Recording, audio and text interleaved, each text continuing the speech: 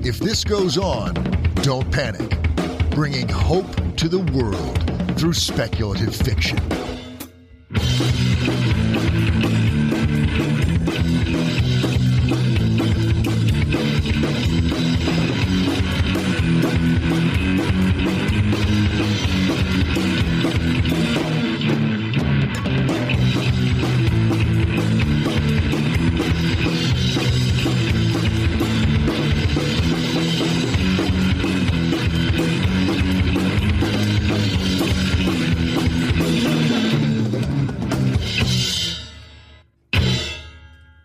Hello and welcome to If This Goes On, Don't Panic.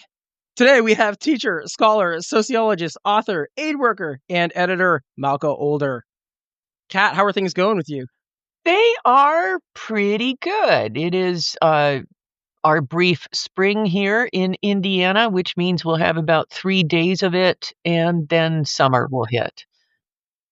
Yeah. I was gonna say, like, the weather is finally mostly nice. It's still it's still a little chilly in the evenings. And I'm not to the point where I'm like, oh God, I don't ever want to go outside again because it's too hot, you know? Yeah. So this is the good time of the summer when I actually appreciate it for about, a couple weeks. When you say good time, I'm also going to say I've mowed my yard 3 times so far this year already. So, Oh my God. yeah. Oh my God. No. So I have a funny policy, and my neighbors, I'm sure, hate me for this because, I'm like this slovenly punk hippie guy, right? At least I'm sure from their perspective, because, the old guy across the street mows his lawn like every day. Oh yeah. But like I will just let it go basically for a month, and then when it's about knee height, then I'll cut it. Oh yeah. For the first time, right? Because it's good for the bugs and stuff. It is good for the bugs. It really is. Yeah, exactly. And I know my neighbors hate it, but I don't care. What are they going to do? And now my kid is old enough to push the mower, and he's like trying to make some extra bucks, and I'm like, okay, cool. Maybe it'll be like 10 years before I have to mow the lawn again. I'm all right with that. So there you go. I know our guest today does not have a ton of time. I want to jump in pretty quick, but before we do, are there any announcements that you want to make? Suddenly worried I'd forgotten. I do have a book coming out in September. Wings of Tibet will come out for sure at the end of September, which I'm super happy about. And I am going to have a collection as well from Hydra House, which should come out this August, which seems very aggressive schedule to me, but we'll see. Awesome. Finally, the Tibet book that I've been asking about for like a year and a half or something. And that's the second book in September that I'm looking into. Thomas Hawes' book is coming out. Have you read any of his work? Ooh, no, I haven't. Oh my God. But I mean, I've read his short stories, but... Yeah, yeah. No, that's his collection's coming out. Okay, awesome. Oh, okay, awesome. That should be really good. Yeah. I love his stuff. Let's see. I'm thinking anything for the podcast. So, coming up, well, first of all, I want to say we have been putting the new logo out on the podcast episodes. So I hope everyone's seen that. Let us know if you like it. We love it. So hope you all also like that. I want to remind everybody of our email address if you want to email us. It's go don't panic. That's ITGODONTPANIC @gmail.com. Please no emailing hate towards me. I will relegate you to the junk folder and never see you again. Let's see what else to say. Oh, and to remind everybody, we do have some uncorrected transcripts out there. Probably about 50 episodes worth-ish. I have not really had time to update that since the Harry Turtledove episode because I'm during that time I was still recovering from COVID and getting my life back together, but I'm like 97% back now, which is great. And that's all I've got. So if we're ready, I say we bring Malka on. Absolutely. Fantastic. All right, we will be right back with Malka Older. Confluence is a science fiction, fantasy, and horror conference for fans of all ages. This year's featured award-winning author is Kat Rambo, Registration includes a full weekend of music concerts, workshops, panel discussions, a dealer's room, an art show, and a comedy play by Select Start. Confluence takes place July 25th, 26th, and 27th at the Sheraton Pittsburgh Airport Hotel in Coriopolis, PA. Find out more at www.confluence-sff.org. And we are back. Today we have Dr. Malka Older. Malka Older is a writer, and aid worker, and sociologist. She is the executive director of Global Voices, a community of writers, editors, and translators providing community journalism from all over the world and advocating for Indigenous and minority languages, media literacy, digital rights, and online freedom of expression. Her science fiction political thriller, Infomocracy, was named among the best books of 2016 by Kirkus, The Washington Post, and Book Riot. With sequels, it was a finalist for a Hugo Award. The Mimicking of Known Successes, a murder mystery set on Jupiter, was on 4 Best of 2023 lists and was a finalist for the Nebula, Hugo, Locus, and Ignite Awards for Best Novella. The sequel, The Imposition of Unnecessary Obstacles, was named one of the best science fiction books of 2024 by Esquire. And the third book in this series, The Potency of Ungovernable Impulses, comes out in June 2025. About the time this episode will be out, probably. She is co-editor of We Will Rise Again, an anthology of speculative fiction about activism, which I will also be purchasing. She is a faculty associate at Arizona State University, where she teaches on predictive fictions. Welcome, Malka. Hey, thanks for having me. Yeah, no problem. How the hell do you find time to do all this stuff? I listened to that, and I also don't know the answer to that. Let's keep in mind that a lot of it is consecutive. It's not all happening at exactly the same time, even if sometimes it feels like it is. I'm just trying to go through my life and think how structured my life would have to be to even do half of that. I can't even. Honestly, I lean the other way. I am like a multitasker, and I'm very much someone who kind of, it's like, that story about the pebbles and the sand and the water. Yeah. I squeeze things into little bits here and there, and I think that's how it works. Oh my gosh. My brain is just too chaos. I would just be like, but that means I can't play Civilization 7. Oh, oh my gosh. We don't have a ton of time with you, so we should probably just jump right in. And I'm sure most of our listeners know who you are at this point, so you probably don't need much of an introduction. For me, my first question is, you really switched from a high concept world spanning series like Infomocracy to a very intimate mystery series like the investigations of Mossa and Pleiti. Hopefully I'm pronouncing that right. What made you make that big change? A lot of times people tend to stick with like that same kind of, format. I've always really liked switching around. I do this in my reading too. And I definitely, when I'm writing, like my preferred when I have time, and right now I don't, but when when I didn't have a job and I was writing most of the time, it would be like 2 or 3 things going on that are in different modes, different persons in terms of like for one first person, one third person, different feelings to them. Like I like having that switch around. I've always really admired writers who have a really wide range of approaches. So, part of it is just that I like doing different things at different times. Part of it was that, and I was writing a ton of other things at the point that I started the Mossa and Pleiti series with the Mimicking of Known Successes. But it was also like late 2020, and everything was really, really tough. And I just wanted, I literally titled my nano. Okay, this sounds impasse. My nano for that year, like blank, but make it fun. I just wanted to do something that would bring me pleasure and hopefully bring the readers pleasure. And I was like, I'm just going to write about stuff I enjoy writing about. And so there you get the like academic snarking, romance, murder mystery, lots of coziness, like just people having good food in a nice, comfortable setting, a little bit of action. Yeah. So, and then of course it turned out being in a lot of ways very much about some of the things that were upsetting me. By the time I realized just how much it was about those things, it was already a super comforting, fun book to write. And so that was okay. And I hope that it works that way for readers too. And in some ways, it's actually not that different because Infomocracy was also kind of a politics is awful. And Yeah. like, I remember watching, like, there was a particular experience I had in like, I think it was like 2010 or so, when the Affordable Care Act was like trying to stumble to the finish line. And I was living in Indonesia at the time, and I went to one of the DVD stores, which were all pirate DVD stores, and bought the entire West Wing and like watched the shit out of it over that period of time, trying not to freak out about the politics that was going on. And it helped so much. And I was like, oh yeah. So like, made up politics can help relieve the stress of real politics while also being sort of productive in imagining a better politics. Let me just put some of my anxiety into writing something like that. And so, I think there's some actual like thematic similarity there, but yes, they're very different series. Yeah. I am glad that you stuck with science fiction though, because I feel like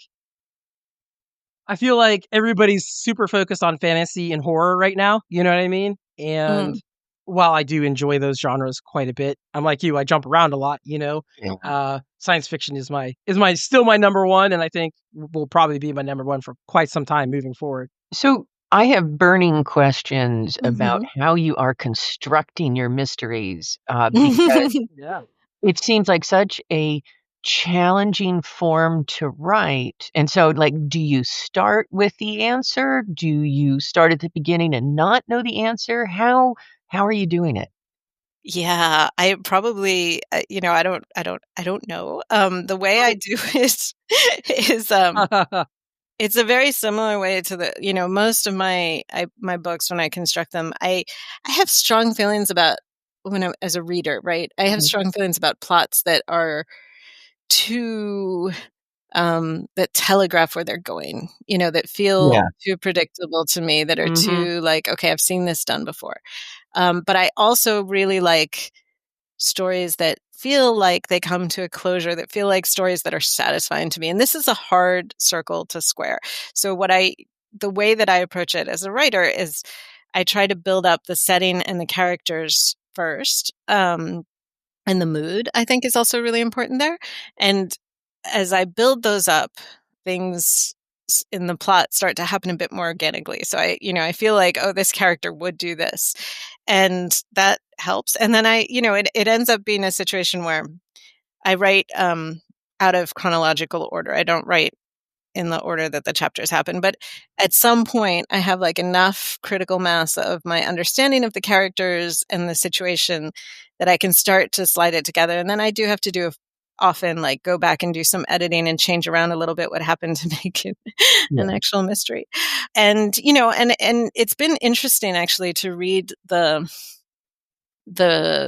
comments. I don't go out and look for reviews, but I see comments that people make about it.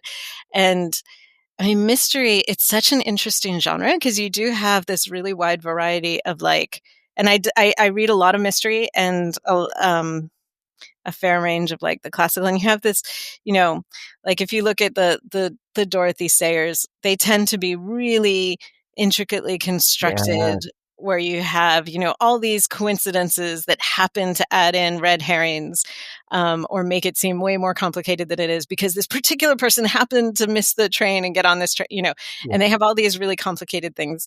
And then you have the Sherlock Holmes mysteries, for example, which are not terribly worried about giving you all the clues beforehand so that you can figure it out. It's more like demonstrating a certain principles. And I'm reading P.D. James right now, which is interesting. And so there's a lot of different ideas about what makes a mystery a good mystery. And for me personally, what I've noticed, like I do like to have something that I'm trying in my head to figure out, and I want it to make some degree of sense at the end. But what I really care about is kind of the characters and the motion of it, but a lot of people really care about how the mystery is constructed and whether they have a fair shot to guess too. So I've been thinking about that as I continue writing the series, about how to do that, and thinking about, making sure that we have an interesting set of characters who are potential suspects, and get some time with them and get to think about it a little bit more, because it is a fun challenge, really. But I come in with an idea of, this is the kind of mystery that I want to write about. I want to have this kind of motive, or this is something that's interesting to me in reading mysteries, and so this is something that I want to kind of reach into and play with and lean into. And then, it's a process that includes some revision and going back and saying, like, do we, is this too obvious? Do we need more clues? Do we need another piece of suspense here? And go through it until it feels right. Awesome. I'm going to ask you a question about your characters since you brought some up. And this is also a question that Kat and I have talked about a little bit. So your third book is about to come out here. Have your characters developed in a way that you did not expect? Somewhat, I would say, yeah. I mean, I think somewhat, I say that because I don't know how much I have expectations about the ways they will develop, right? So, it's not like I expected them to go a particular way and then they jumped off in a different way. But there are certainly things that, that come out and are surprising. In this third book that's coming out, one of the things that I wanted to explore, the books are very loosely based on the Sherlock Holmes series. Very loosely, because there's a lot of stuff I dislike about the Sherlock Holmes books. And so I since I'm only writing the parts that are fun for me, I just took the parts I like. And then but I think there's interesting stuff there too, to think about, like the stuff that I read and I'm like, what the fuck is going on here? And for Conan Doyle, apparently this was like a normal thing for a male genius to do, I guess. But there's all this stuff in those books that you look at it and you're like, is this really the way people lived back then, that they thought this was a normal thing, or like abnormal in a reachable way? And so, playing with some of that, and some of the ways that he relates to Watson in the books, the way he will go off on his own and be disguised and nobody recognizes him, and he just doesn't care what this does to the people around him. And also, in the books, he's Sherlock Holmes is quite depressive, or possibly manic depressive. He's got some really interesting neurodivergence, which is actually, I think, part of what attracts me to this series. And so, leaning into that and filtering the sort of barest framework of that through my experiences as a person in the world, and thinking about how to explore some of those ideas has been really fun and interesting. So I can say to myself at the beginning of the book, okay, in this one, I want to look at that sort of thing in those books of dressing up and disrespecting the partner in the investigation, and also this depression. And that's I want to explore that. And then I'll write and think about it. And it does develop and change differently as I kind of inhabit that topic, or inhabit those questions, and what happens to that character. It then becomes the question for me of, so how does Mossa act when she's depressed? This is different from how Sherlock Holmes would act. I know the character pretty well after 2 books, so I can work from that question. And I don't know the answer before I start asking it, but once I ask it, it comes out of my knowledge and my thinking. And then I build, little by little, okay, if she does this, what's the reaction from Pleiti? And then, what's the next thing that happens? How does she feel about that reaction? And that builds up the characters in a way that, as I said, feels to me a little more organic. That if I'm like, okay, I want the character to do this, and then this, and that will make the plot happen in the way that I want. I love that. And I love the fact that you brought up Sherlock Holmes neurodivergence too, because I've always thought about that and wondered, what was he going for? Because back then, of course, they didn't understand it the way that we understand it now, right? So would you say Mossa's neurodivergences? Because clearly she is. Clearly she is. But also, I hesitate to put it into our words, because they also live in a far future, very different circumstance. And I mostly base it on myself and my own kind of ways of thinking, and but always going through some filter. So like, if I look at the Sherlock Holmes character, I mean, it's part of the reason I started writing these is because Sherlock Holmes stories, like the take up, the reboots, the pastiches, all the different ones, they're like freaking catnip to me. I see one come out and I'm like, same. ooh, I want to read that.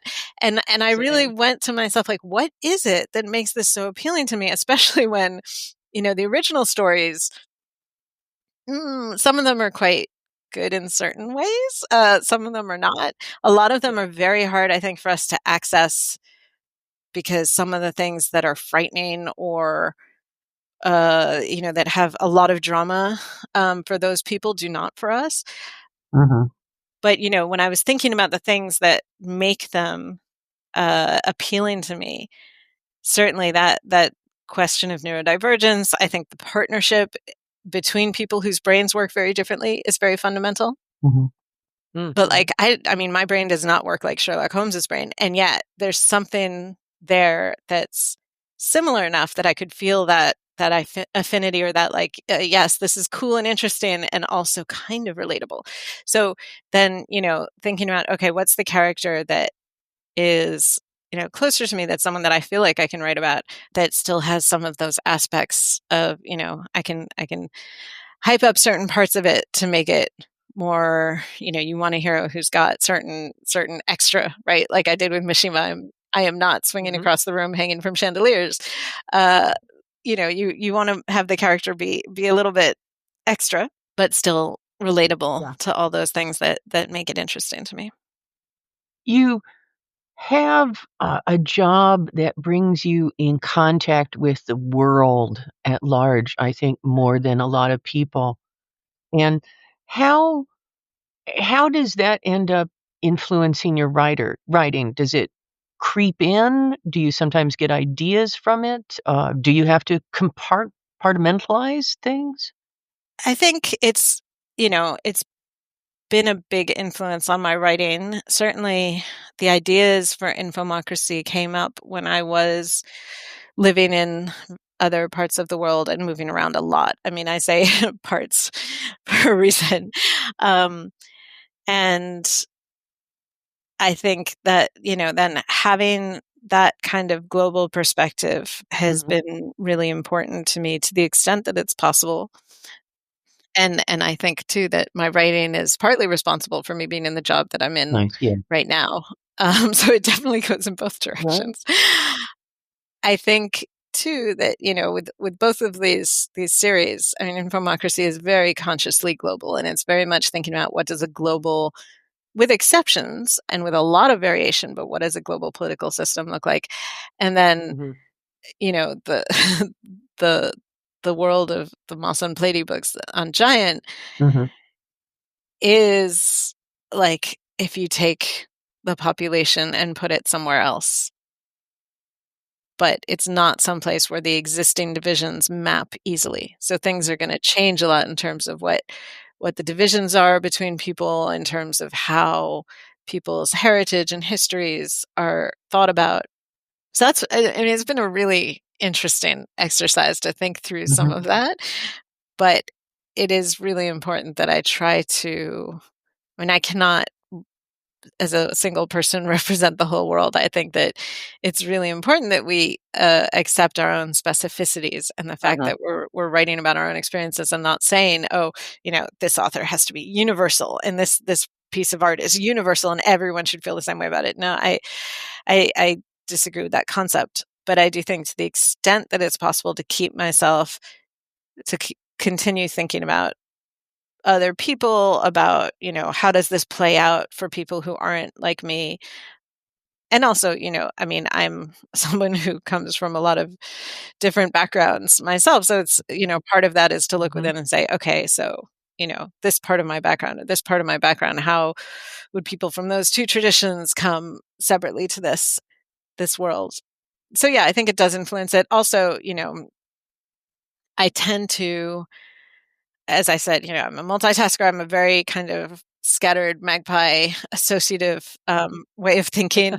And Yes. one of the things that I feel like fuels some of my ideas is, the let's not say the doom scroll, but the explore scroll. I'm just going through and seeing headlines. And this is even before social media was the way it is, looking through headlines, not necessarily reading the whole story, but having other people send me interesting stories, sending it to them, that kind of social network that has existed for a long time, just to see incongruous stories from different parts of the world and have ideas of, oh, look, this kind of technology is being used in a different way than was expected over here. And this place for this reason has a certain kind of enterprise that's building up. And that doesn't make sense to me, but obviously it does there. So why is that? And, having those kind of different ideas come in and being able to fit them in as, not exactly background, but part of the mosaic of the setting, to say, okay, we've got lots of different ideas and lots of things bubbling. I think that's one of the fascinating things for me of the internet, is that you can really have access to like so much that's going on in the world in so many different ways. And different little hyperfixations or super niche ideas. I think Annalie Newitz just shared the other day, one of these sites, and they said this is why the internet exists. It's these hyper niche things that can be collected and shared. It was one of these. What was it? It was the phrases where the two parts of the phrase mean the same thing, but the phrases themselves mean something totally different, like butt dial and booty call. And it's true. Like, you just find all these little amazing, and I love that. I love just this diversity of stuff that I wouldn't think of personally. So anyway, this is a very long answer. But yeah, I mean, working for Global Voices gives me a lot of access to that through my day job, which is really nice, directly. But I'm also, just constantly looking for stuff that's going on that I think is interesting. Lovely. I guess we should start shifting into some other things here. So we spent a lot of time on your mystery series. You mentioned Global Voices. Can you tell us about your work there? What does the organization do, and what are your goals and that sort of thing? Yeah, so this is an organization that's been around for 20 years, that started out kind of in the heyday of blogging as an idea of collecting some of these stories from around the world and putting them in a place where it would be easy for people to see them, and has expanded since then in some amazing ways. A lot of them kind of user-driven, like someone just started translating all the stories, and then, we were like, wow, yeah, translation, that's amazing. That gets this access to more people. And so now we have a big translation department. We also do a lot of support for indigenous languages, and, basically a lot of narrative analysis research. So it's all around this idea of amplifying the voices that are underrepresented in the online sphere. And this is obviously something that I'm really interested in, if you've read any of my books. And the part of the way I know them and got involved was because, I donate part of my earnings from all my books to nonprofits that work in related areas, which is, partly a kind of giving back that I feel really fortunate to be able to earn money from writing. But also, very much the reason I wanted to do this is because, when I published Infomocracy, I mean, I had been working for international nonprofits for much of my career at that time. And then I'd gone to do a PhD, and I was feeling very distanced from the impact that I used to be a lot closer to, for all the messiness of international aid. Mm-hmm. You could sometimes feel like you were doing something good right there. And so I wanted to have that connection, and particularly for the readers to say, look, that, this is a science fiction book, but it's about issues that people are working on right now in the world, in the present. And by buying this book, you are connected to that. So the first book I donate to the Accountability Lab, which was started by a friend of mine and does really cool work on government integrity and sort of grassroots government accountability. Then the second book, Null States, which has a lot to do with states and citizenship, I donated to the Institute for Statelessness and Inclusion, which looks at both helping stateless people and eventually ending statelessness. And then the third book, State Tectonics, which has a lot to do with sort of this fragmentation and having lots of different voices in information in the books, I decided on Global Voices. So I was able to meet with the executive director at the time and learn a lot more about it. I was aware of it, but I learned more about it and have sort of been following it since. So, when the position came open, it is just something that I care so much about. And as we look at the world and think about the possibilities of what we can do to make things better as they are right now, I think that connection, having those stories that come from other places in a way that can build empathy to say, to read something about, we do news coverage, but we also do a lot of cultural coverage, stories about art and food and music from all over the world, basically whatever, because most of it is volunteer driven. So it's whatever people want to write about. And then of those stories, whatever the translators want to translate, that's what gets translated. So they're the stories people want to tell about the place that they're from. And sometimes they're, about terrible things that are happening, and sometimes they're about wonderful things that are happening. I think that's so important because a lot of the news that we get for the places that are far away from us, they only show up when there's a crisis. We only hear about them maybe told by foreign correspondents who have kind of parachuted in because that has been cut from a lot of news coverage. The funds to have people actually living in a place, let alone from there. So to me, having this kind of direct connection, having stories being told from all over, it's just really fundamental to the way that we get ourselves to a better place than where we are right now. So I'm really happy to be working on that. Nice. It's awesome. So this is the book that's coming out, is the third. Is that the end of things? Is this a trilogy or a series? It's a series. Yeah, which is partly kind of a genre thing. It's like, it's a mystery series. It's got to be a series. And also because I enjoy spending time there. So I actually have contracts for books 4 and 5. Oh. And I am working on book 4 right now. It is late. I am sorry. I've been busy, but it is happening. It is very much on the roll right now, and I'm excited for it. So that should be sometime next year. I don't know exactly when yet, especially since it's late. I'm sorry, but it is. It is such a fun place to be spending time. As I said, making the mysteries is always a challenge. And there is this sort of overarching plot that's happening that I'm quite interested to see where it goes because I do not know. And so it's a lot of fun. Awesome. I was curious about that, and I'm pretty sure other fans of the book were as well. So yes, absolutely. Well, I'll try to tie some of the stuff that you said together with the book. Let's see if I can do it coherently here. That's the big question, right? So we kind of talked about how the mystery series is different than Infomocracy was, right? But in a very classically Malka Older way, right? You do explore different forms of governance and that, and you kind of hit on that to some degree, right?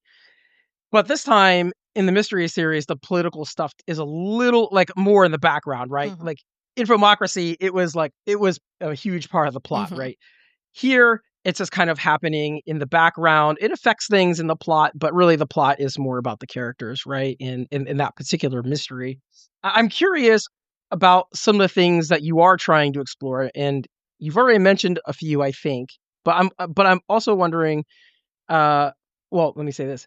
I know there's more going on, and here's my example because one of the lead characters, Mossa, is a kind of detective, but their police agency is kind of, I don't know if I'd want to say it's like decentralized, or it's very different than how it would work now.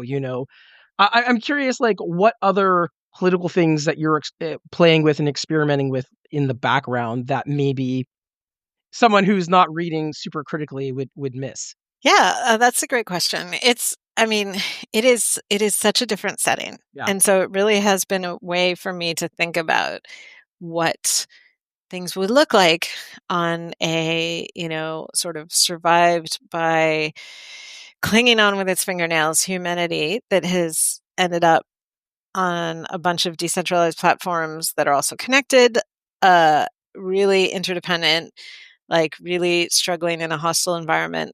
And, again, some of it is kind of tweaked to what I want to write about. So there's a lot of academia on there, and it's taken on a really important role in part because figuring things out about their current environment, but also about what is happening on Earth is so important to the overall goals of this society. So there's some hints in the books at what the overall governance is like. Not that many. I think this is true.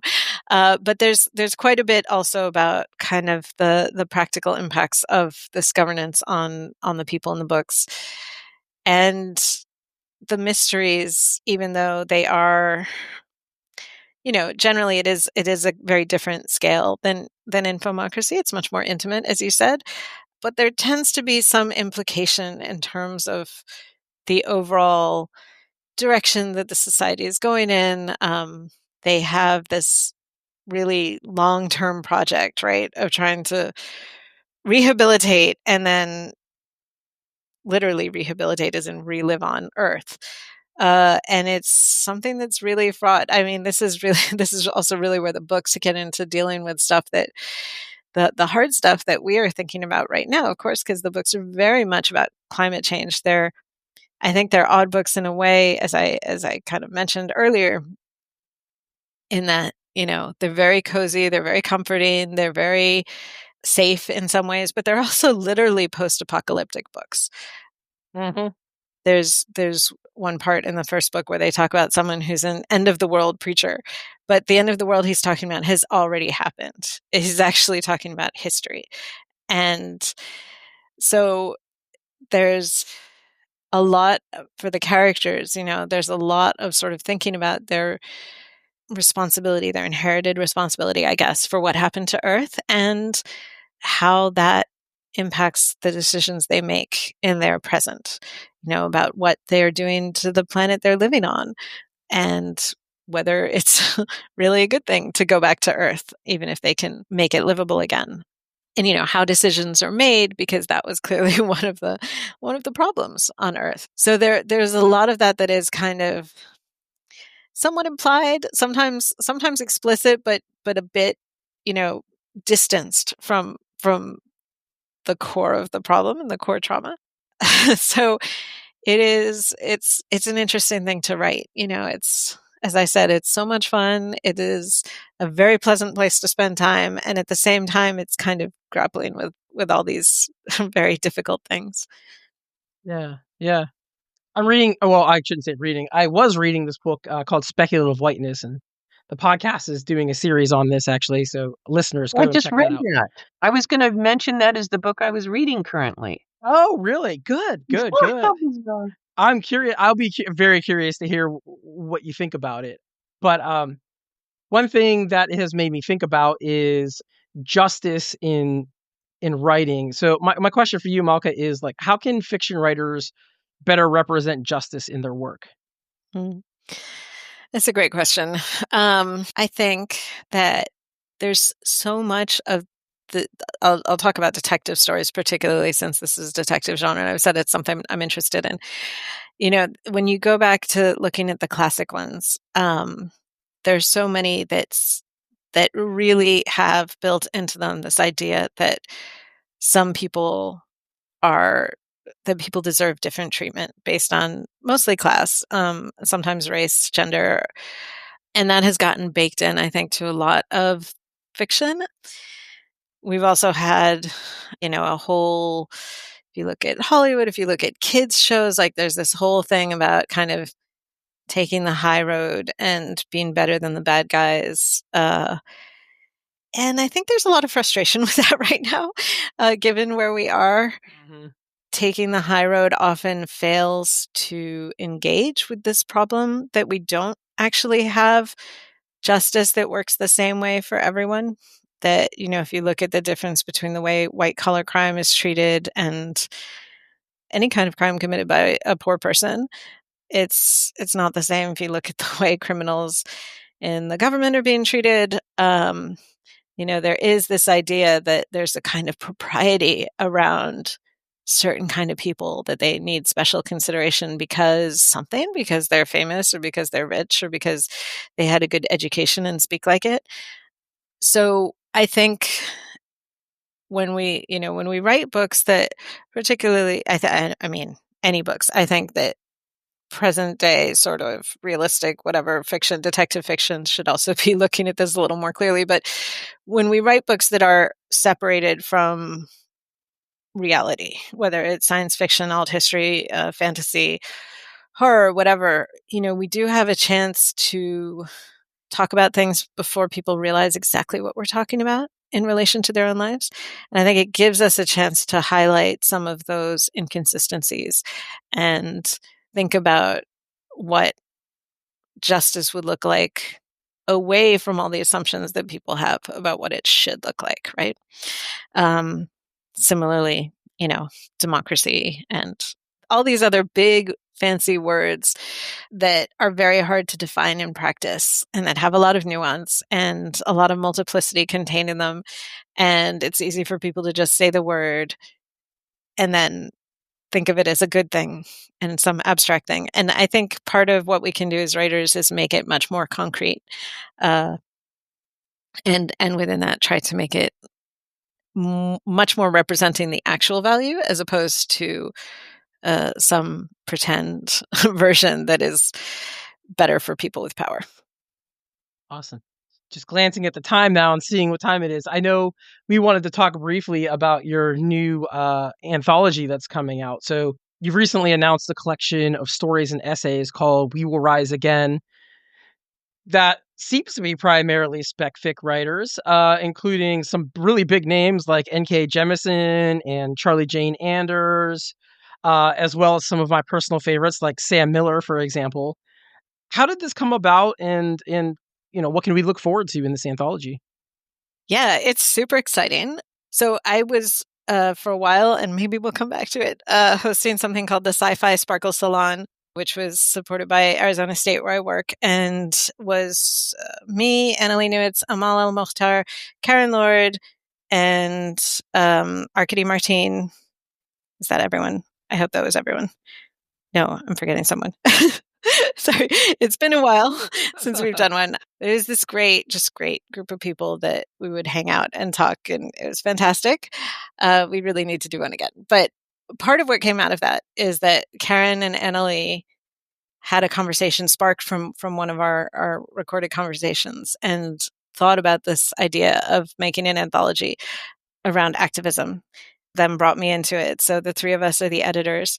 And the idea was, there are a lot of anthologies, a lot of speculative anthologies, particularly sci-fi, that like bring in scientists or people who work in whatever the area is and have those conversations that then the speculative fiction, the science fiction is really informed by the science or the people who work in it. And we thought that it was important to do something similar around activism. And so we brought in activists. We had a couple of virtual sort of conferences where we brought in people and all the writers that we had invited could join and ask questions and talk about the day-to-day activism and some of the ideas behind it.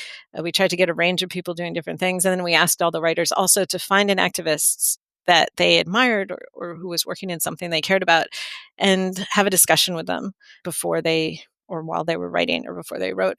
And so we have a lot of those transcripts in the book as well, where we have some of the transcripts from the discussions that we had at the conference and some of the interviews that people have done with the activists they chose, and then the stories that we asked people to write. And it was a fantastic experience. I'm really excited for this to get out in the world. It is all speculative, aside from the interviews and the essays and so on.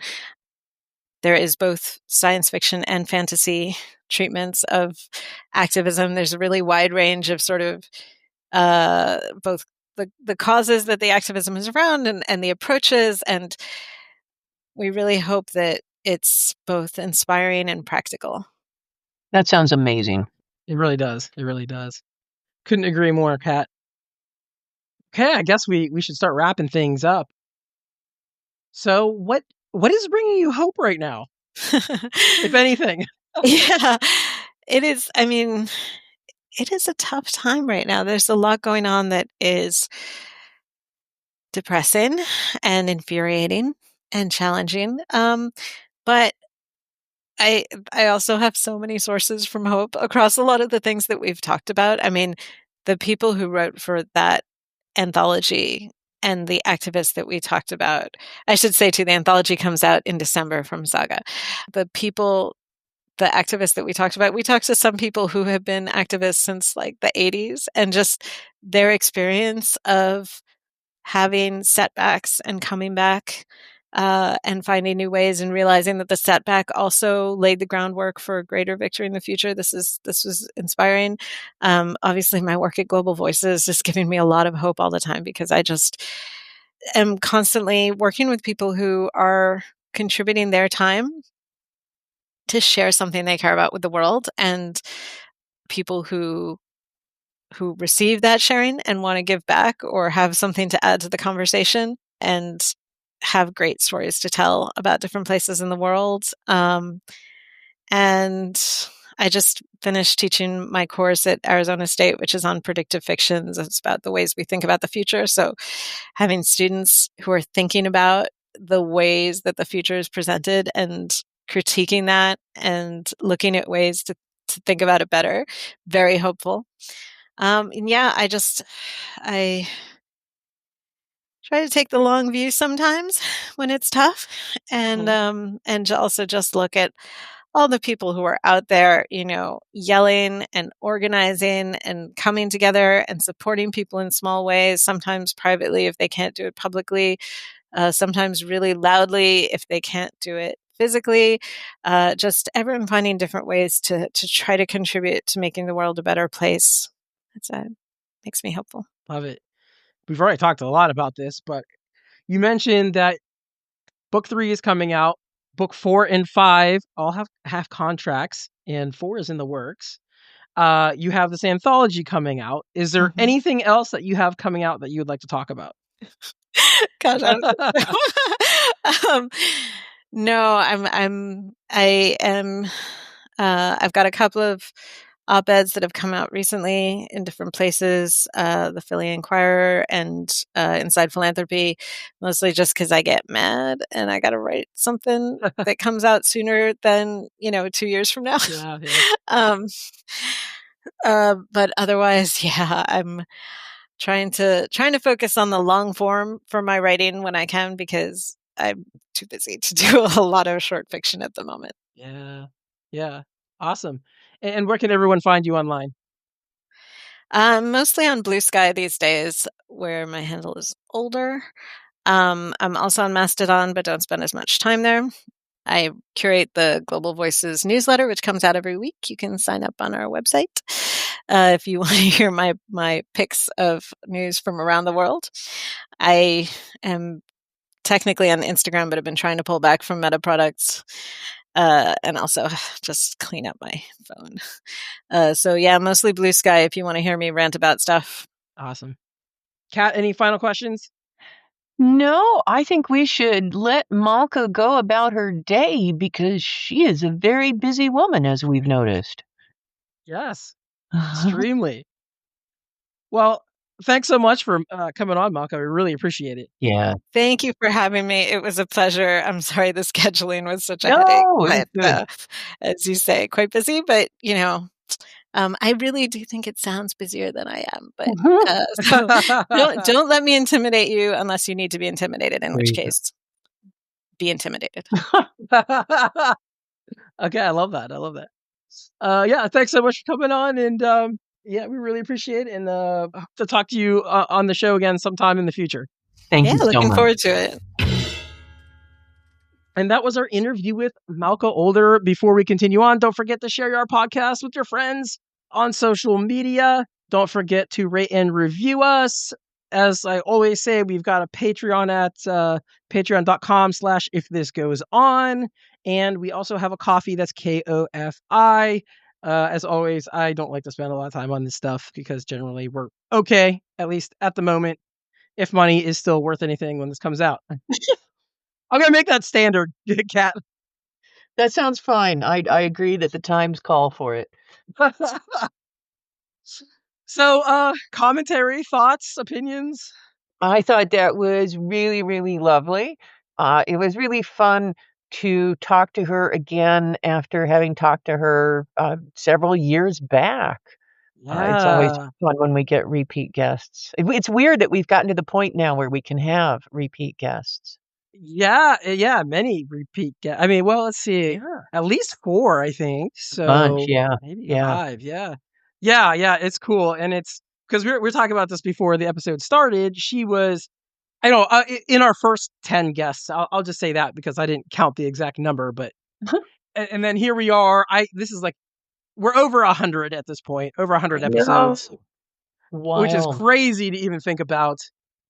And she's back, and lots of things have changed and a lot of Yeah. things are the same. And one of the things the same is she's still a totally amazing person that I just can't Absolutely. believe that we get to chat with her. So yeah, talking to people like her and like Harry Turtledove, Oh, yeah. and Corey. TJ Klune and Cory Doctorow, like Yeah. that's one of the big reasons I do this Like podcast. a hashtag best life, right? It's Right? so much fun. Yeah, exactly. And just like, listening to her talk about the change in her fiction from Mhm. infobocracy to this new one was really interesting. Mhm. And one thing I really related with was her love/hatred of Sherlock Holmes, because Yeah, any Sherlock Holmes pastiche, and I'm like, oh my God, I gotta read that. I gotta read right. that. Like I have time. But, like I buy it anyway because it's just like immediate. I don't know. It's like a drug.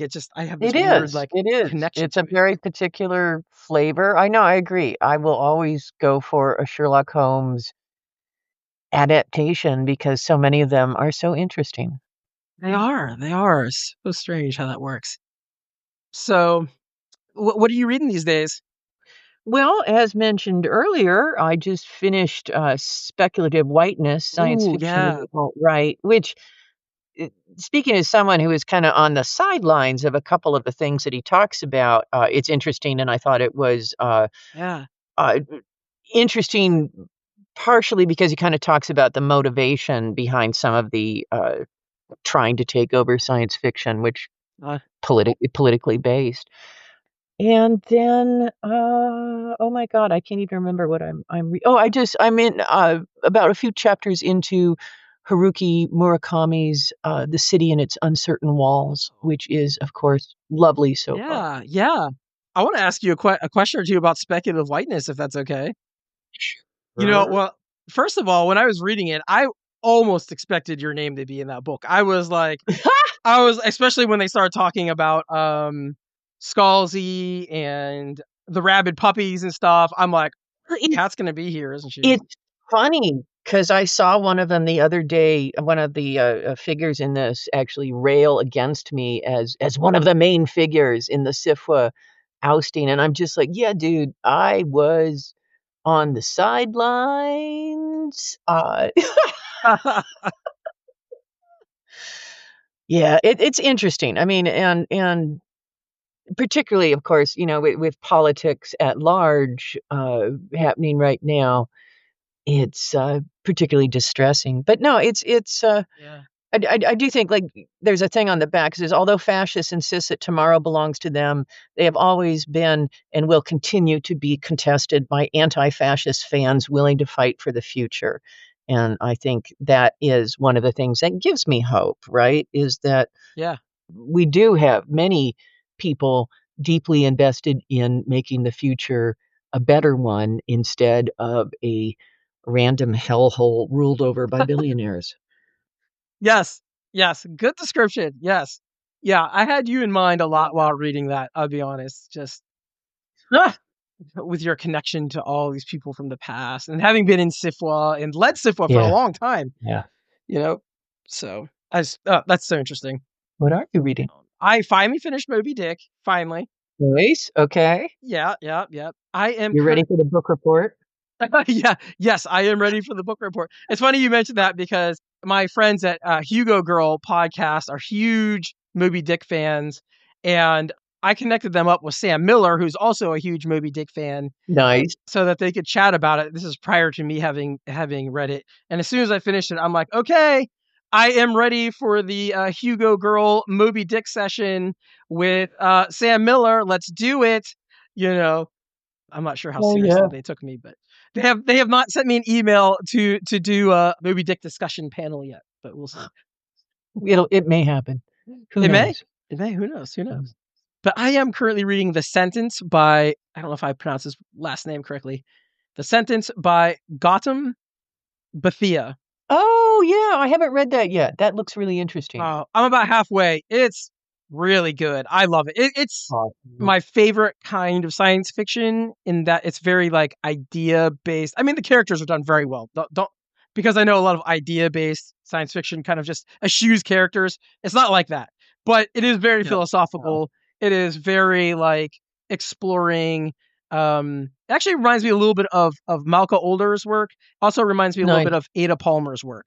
Like if you were to mash those together and then have them written by a lawyer, you know what I mean? That's like what this book is. Really interesting, really good so far. I'm only halfway, so I don't know the ending yet, but I'm excited to get there. And then I'm also reading Tiamat's Wrath, the 8th book in the Expanse series. Ooh, nice. Yeah. This has been like the ongoing project for the last couple of years to get through this. Yeah. And I've been doing them all by ebook, and I love the guy who narrates it. He's great. The Expanse is so fun. I mean, I feel like there was a little bit of a lull in 6 and 7. Like, I feel like 6 and 7 weren't quite as good as the first 5, but I feel like 8 is starting to pick up again. Like, it's something about 8 to me has really kind of made it a little more exciting than 6 and 7. So I don't know. Nice. Yeah. Well, and I just looked up the audiobook narrator, and his name is Jefferson Mays. Jefferson Mays. That's right. That's him. He does a fantastic job. And, Awesome. He's one of those narrators like do you know Stefan Rodnicki? No. Oh, he does. Oh, okay. You should go. I don't do audiobooks. Oh, okay. Sorry. No worries. So Stefan Rodnicki does a lot of like Lightspeed's narration, and he's narrated a ton of books too, tons of them. Anyway, he's got like this super deep baritone voice, right? But somehow when he's doing female characters, you're like, this is a female character, even though he's got this super. It's just I don't know how they do it. It's like this strange alchemy, right? Where they get these very obviously male voices can somehow like almost become feminine when talking for female. You know what I mean? Right, anyway, right. My point being, like, Jefferson Mays is excellent narrator and can do that, and you don't get taken out of the story, because I've had some narrators where you're just like, ugh, God, this person's the worst. Or like they just take you out of the story so fast, but he does a fantastic job. So yeah, I guess that's it for me right now. That's it. All right.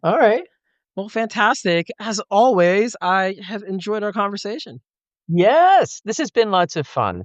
I really appreciate that we get such interesting guests. Yes, definitely. One thing I will say about this episode, and the listeners don't know what time we normally record, but we are recording this at like 8 in the morning, and I have to go to work immediately when we're done here. This is the first time we've ever done this early. We are surprisingly coherent. Yes. Like the caffeine was just starting to hit me as we started the episode, Oh my gosh. Meds had not hit yet. I think they're hitting me now finally. You know what I mean? Like, yes. Oh my gosh. But anyway, thanks to everybody for listening. As always, we are many and bringing you hope one episode at a time.